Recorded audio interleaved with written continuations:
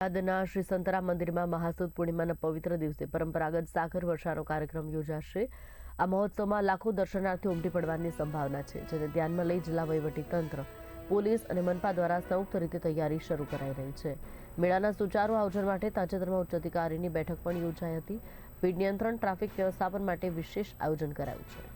ST નિગમની 10 અને મનપાની 4 મળી 14 વધારાની બસ ફાળવવામાં આવી છે। આરોગ્ય અને સુરક્ષા માટે 2 સ્થળોએ ફાયર ફાઇટર અને 3 મહત્વના પોઈન્ટ્સ પર 108 એમ્બ્યુલન્સ સેવા સ્ટેન્ડ બાય રહેશે।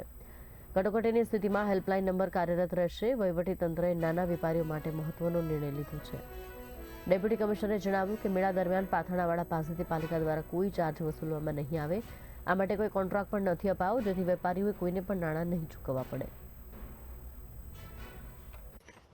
નડિયાદમાં મહાસુદ પૂનમ અન્વયે જે સાગર વર્ષાનો કાર્યક્રમ છે એ અન્વયે જિલ્લા વહીવટીતંત્ર, પોલીસ ડિપાર્ટમેન્ટ અને મહાનગરપાલિકા દ્વારા આ વખતે એક સંયુક્ત મિટિંગ કરવામાં આવેલી છે।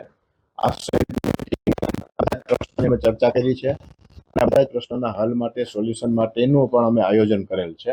આમ કદાચ પ્રથમ વખત ટ્રાફિક મેનેજમેન્ટ સારી રીતે થઈ શકે, લોકોને અવરજવર ઇઝીલી થઈ શકે, એના માટે એસટીના સહયોગથી એસટી બસો અમે 10 અને 4 મહાનગરપાલિકાની સિટી બસોની આમ 14 બસો જેટલી વ્યવસ્થા કરેલી છે। ફાયર 2 જગ્યાએ સ્ટેન્ડ બાય ફાયર રાખવાના છે, 3 જગ્યાએ એમ્બ્યુલન્સ 108 સ્ટેન્ડ બાય રાખવાની છે।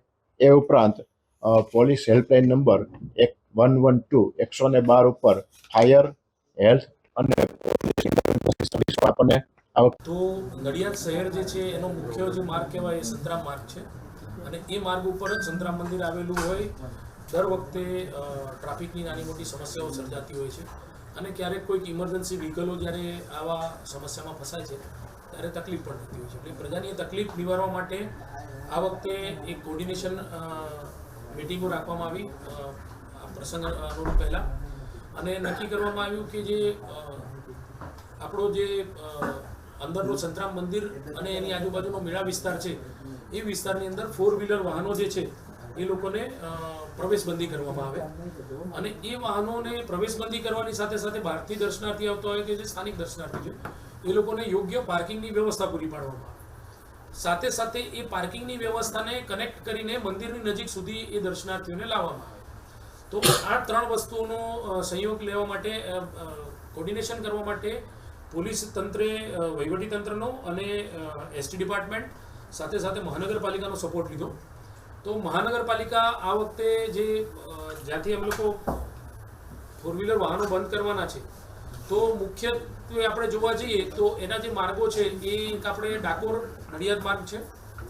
બીજો જે માર્ગ કહેવા જઈએ તો કે અમદાવાદ હાઈવે થઈને, જૂના હાઈવે થઈને આવતા વાહનો હોય છે, આણંદ તરફથી આવતા વાહનો હોય છે અને સાથે સાથે ઉત્તરસંડા રોડથી આવતા જે વાહનો હોય છે, આ બધા જ જે વાહનો છે એ વાહનોને જુદી જુદી જગ્યાએ પાર્કિંગની વ્યવસ્થા કરવામાં આવી છે। જેમ કે જો કપડવંજ રોડથી આવતા વાહનો હોય છે એ લોકોને ગણપતિ ચોકડીથી ડાયવર્ટ કરી અને હેલિપેડ ગ્રાઉન્ડ